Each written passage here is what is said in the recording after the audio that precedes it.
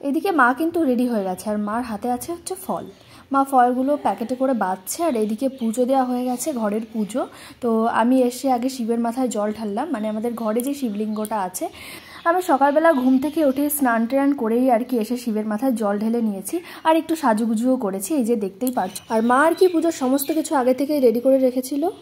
Hello everyone, welcome back to my channel প্রয়াস blog. আশা করি তোমরা সকলে ভালো আছো, আর আমিও অনেক অনেক ভালো আছি। আজকে শিব পুজো, সকালবেলা উঠেই তো স্নান টান করে নিয়েছি, ঘরের পুজো দিয়ে দিয়েছে মা, আর আমি শিবের মাথায় জল ঢাললাম। আমার একটু স্নান করতে লেট হয়েছিল, কারণ আমি অনেকক্ষণ ধরে আর কি শ্যাম্পু ট্যাম্পু করেছি, আর মা চট করে আর কি স্নান করে ফেলেছে, ওই জন্যে আর কি মাই পুজোটা দিয়ে দিয়েছে। আমি এসে দেখি মা সমস্ত কিছু রেডি করে রেখেছে, আমি শুধু শিবের মাথায় জলটা ঢাললাম ঘরের যেই শিবলিঙ্গটা আছে ওটাতে। আর এখন আমরা যাব হচ্ছে কুলগাছি, মানে আমাদের কাছাকাছি হচ্ছে কুলগাছি শিব মন্দির। আর আমি নীল একটা শাড়ি পরেছি, আমি ভেবেছিলাম সবুজ শাড়ি পরবো। আমি শুনেছি যে শিব ঠাকুরের নাকি সবুজ কালারটা প্রিয়। আমার ঘরে যে সবুজ শাড়ি ছিল, তো সেটার সঙ্গে আর কি ব্লাউজ আমি ম্যাচ করাতে পারছিলাম না, ওই জন্য আর কি সবুজ শাড়ি পরা হয়নি। তো হাতের কাছে যেটা পেয়েছি সেটাই পরেছি। আর এই শাড়িটা কিন্তু আমার ভীষণই প্রিয়, এটা কিন্তু আমার বর আমাকে গিফট করেছে।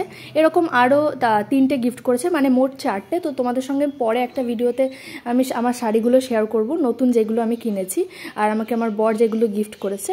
অবশ্য আপাতত আমার বরই আমাকে গিফট করছে, আমার সেভাবে কেনা হয় না।